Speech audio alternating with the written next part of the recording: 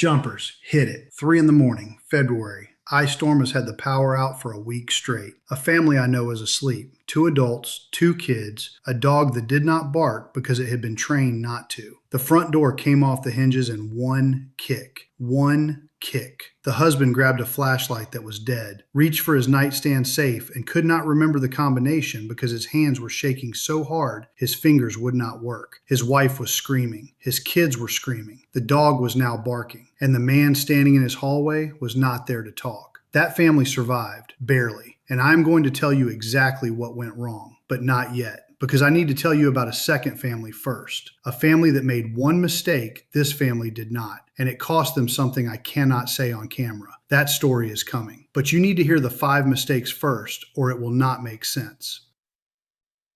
I am Suburban Prepper, paratrooper flight medic with the 160th SOAR, combat medic in Afghanistan, and licensed family nurse practitioner. I have spent decades in environments where home defense was not a hobby. It was how you stayed alive until sunrise. Today we are covering the top 5 home defense mistakes preppers make. Most of you watching right now are making at least 3 of these. You do not know which ones yet. In 10 minutes you will. And around mistake number 2, I'm going to show you something that is going to make you stop this video and walk your house. I am not exaggerating. You will not be able to sit still after you hear it. Here is what nobody in the prepper community wants to say out loud. Ready? You can have the best food storage on your block, the best water filtration, the best medical kit money can buy. And if your home defense plan is garbage, none of it matters. All you did was build a warehouse for whoever comes through your door.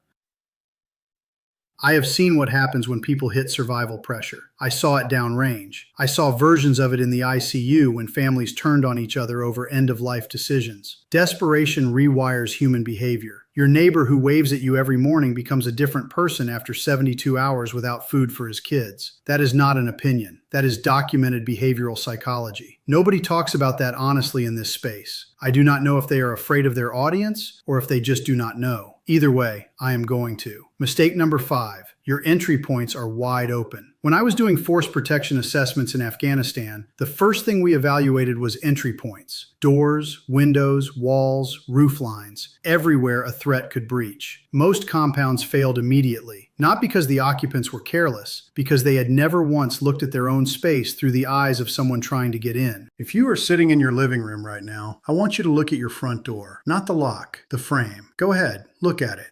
That frame is probably pine, maybe poplar if you are lucky. A single solid kick from a 180-pound man defeats a standard residential door frame in under 3 seconds. I have watched it happen. Your $300 deadbolt is anchored to $8 worth of wood held in by half-inch screws. The lock does not fail, the wood does. I get messages from viewers every week who tell me they feel safe because they upgraded their locks. They spent $200 on a smart lock and they feel protected. That is not security. That is a psychological comfort object. Same as a chain on a hotel door. It makes you feel better. It does not make you safer. A family in Texas learned this during the 2021 freeze. Door frame failed on the first hit. They lost everything they had stored in their garage before they even got out of bed. Everything. Here is what you do. Install the Armor Concepts Door Armor Max Kit on every exterior door. It replaces your strike plate with steel reinforcement that spans the entire frame. Pair it with a buddy bar door jammer behind every entry point. Put 3M safety window film on every ground floor window. Total cost, under $200. That $200 is the difference between holding your position and losing everything you built.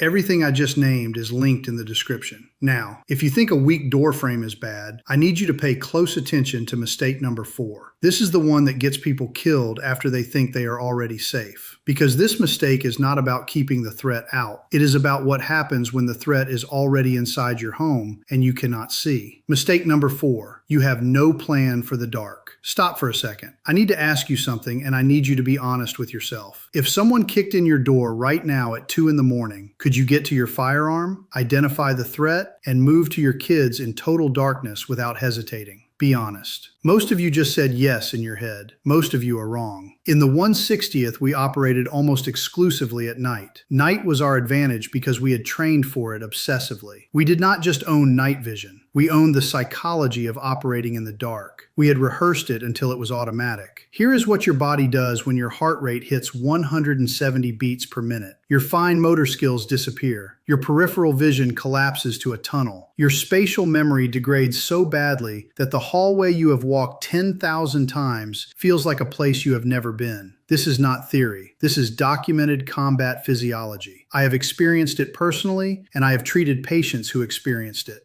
A man in Georgia got up to investigate a noise at 1 in the morning. No weapon light, no handheld, just his phone flashlight. He cleared his living room and shot his 17-year-old son, who was coming through the back door after sneaking out, because he could not positively identify his target. That is the cost of this mistake. That is what is at stake. Weapon-mounted light on your home defense firearm is non-negotiable. If you cannot see what you are pointing at, you have no right to press the trigger. The Streamlight TLR-1HL puts out 1500 lumens, and it is the most reliable weapon light I have used across 2 combat deployments. That is what I run. Pair it with a Streamlight ProTac handheld on your nightstand, under $50. It stays within arm's reach every single night. And tonight, after this video, I want you to do something. Unload your firearm. Walk your house in total darkness. Find your choke points. Find your dead angles. Find the places where you are silhouetted against a window. Know where you are going before you need to go there with your heart in your throat. Both lights are linked in the description. Mistake 3 surprised me when I built this list. I expected it to be lower, but the more I thought about it, the more I realized this is the one I see most often in the prepper community specifically. And it is the one that turns a defensible position into a death trap. Do not skip this one. Mistake number 3, you have no communication plan. In combat, communication is not a support function. It is a primary weapon system. I am going to say that again because it matters. Communication is a weapon system. Units that lose comms lose cohesion. Units that lose cohesion get picked apart. I watched it happen. Your family is your unit. Look at me. Your family is your unit. And right now, most of you have zero communication plan for a home defense scenario. No rally points, no code words, no way to coordinate movement between rooms without screaming at each other, which tells the threat exactly where you are, exactly how many of you there are, and exactly how scared you are. Here is why people skip this. They assume they will figure it out in the moment. That is the most dangerous assumption in all of preparedness. Under stress, human beings revert to their lowest level of training. If your lowest level of training is 0, that is exactly where you and your family will perform when someone is in your house. A mother in Ohio told me she lost track of her 8-year-old for 45 minutes during a break-in. 45 minutes. The child hid in a closet and did not make a sound because nobody had ever told her where to go or what to do. That mother aged 10 years in 45 minutes. I could hear it in her voice when she told me. Fix this right now. Designate a safe room. Every family member knows where it is and goes there automatically on the signal. Pick a code word. One word that means get to the safe room immediately. Not a phrase. One word. Something that does not sound like normal conversation. Practice it. Walk through it with your kids. Run it in the dark. Run it when they are tired and cranky and do not want to do it. That is when the training matters most. If your house is large enough, get a set of Midland GXT walkie-talkies for room-to-room communication. Linked in the description. This is exactly the kind of tactical framework I break down inside the Total Preparedness Program. The Survival Operations Group series covers 20 modules on communication doctrine, group coordination, and neighborhood defense. Real doctrine, adapted for your environment. Not theory, not philosophy. Doctrine. tpp.suburbanprepper.com. Link is in the description. I thought mistake 3 was going to be the most overlooked one on this list. Then I got to mistake 2, and I changed my mind. This next one is the mistake that makes your firearm completely useless when you need it most. And this is the one I warned you about at the beginning. This is the one that is going to make you get up and walk your house. Mistake number 2, your home defense firearm is not ready. I'm going to say something right now that a lot of people in the gun community will not say publicly. Here it is. Owning a firearm for home defense and being prepared to deploy that firearm effectively under stress are 2 completely different things. And the gap between those 2 things is where people die. I have seen trained soldiers fumble weapons under fire. soldiers who had qualified experts, soldiers who could run their platform blindfolded on a flat range. When real rounds started coming back, their hands stopped working. I watched it happen more than once. So let me ask you something, and I need you to be painfully honest right now. Where is your home defense firearm at this moment? Is it loaded? Is it accessible? Can you get to it, get it into the fight, and positively identify a target in under 3 seconds in total darkness?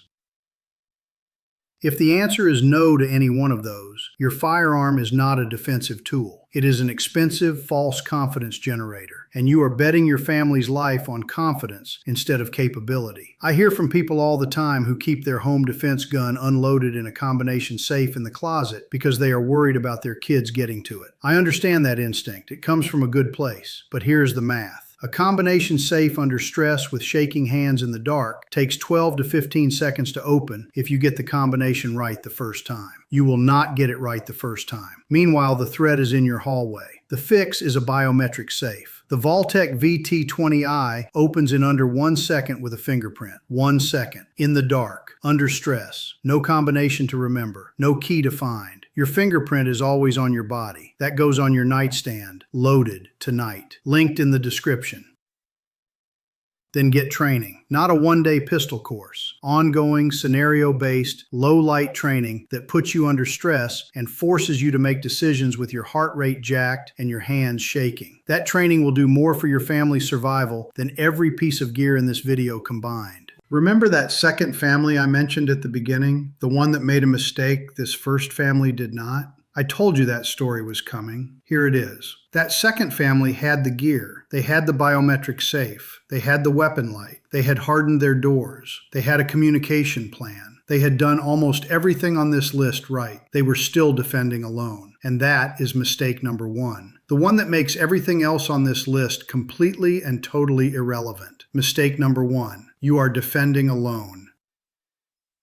There is a moment I think about from Afghanistan. We were a small element, well-trained, well-equipped, holding a position that should have been easy to defend, and it almost was not. Not because the threat was overwhelming, because we did not have enough bodies to cover every avenue of approach at the same time. Let me put this in terms that apply to your house. Count your exterior doors. Count your ground floor windows. Count your sight lines. Now count the number of adults in your home who can hold a weapon and stay awake. The math does not work. It never works for one family. One person cannot watch every door, every window, every approach vector simultaneously. One family cannot maintain a security posture for more than 48 hours before exhaustion collapses the perimeter from the inside. Sustained high alert vigilance is physiologically impossible. Your body will shut down whether you give it permission or not. The prepper community has a lone wolf problem, and I am calling it out directly. There is a cultural fantasy around individual self-sufficiency that sounds great on a bumper sticker and gets people killed in reality. The lone wolf does not survive. The lone wolf gets exhausted, gets flanked, and gets overrun every single time. That second family I told you about, the ones who had done everything right, hardened doors, weapon light, biometric safe, communication plan. They held their position for 3 days. On day 4, the husband fell asleep on watch at 4 in the morning because he had not slept more than 2 hours at a stretch in 72 hours. Someone came through a window he was supposed to be watching. They lost things I will not describe on camera because they were alone, because they had not built a team before the crisis, because they thought being prepared meant being prepared by themselves.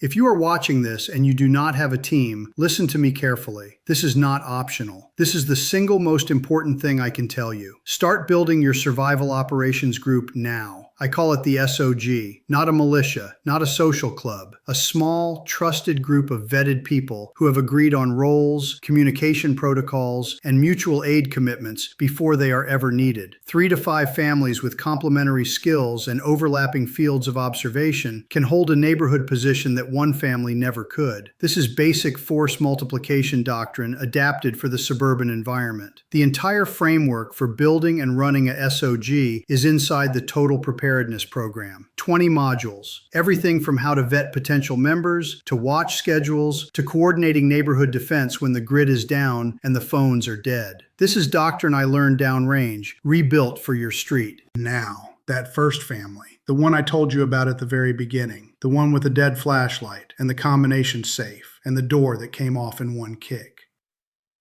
They survived, barely. They lost most of their food supply and all of their medical gear. They spent the next 4 days in a neighbor's basement, a neighbor who did not know they were preppers, a neighbor they had never talked to about any of this. When I spoke with that father afterward, he did not talk about the gear he lost. He did not talk about the food. He said one thing I have never forgotten. He said, "I did everything right except the things that actually mattered. The door frame that gave in one kick, the darkness he was not equipped for, the kids who did not know where to go, the safe he could not open, and the fact that there was not one other family on his block who could help. All 5 mistakes, one family, 11 days. Do not let that be you." Fast recap. Mistake 5. Your entry points are wide open. Harden your doors and windows before someone else tests them for you.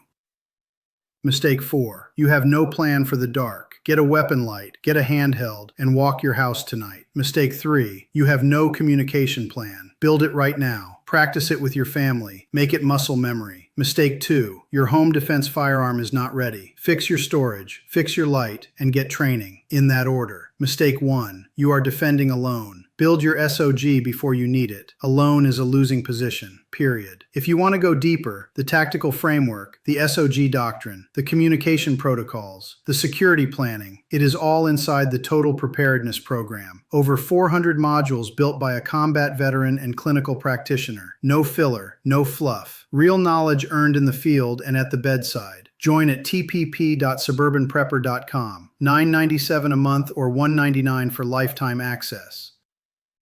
Every piece of gear I mentioned today is linked in the description. Armor Concepts door reinforcement, Streamlight weapon light and handheld, Vaultec biometric safe, Midland radios. Check my Amazon storefront for the full recommended list. Stay ready, stay dangerous, stay prepared. This is survival. This is resilience. This is preparedness.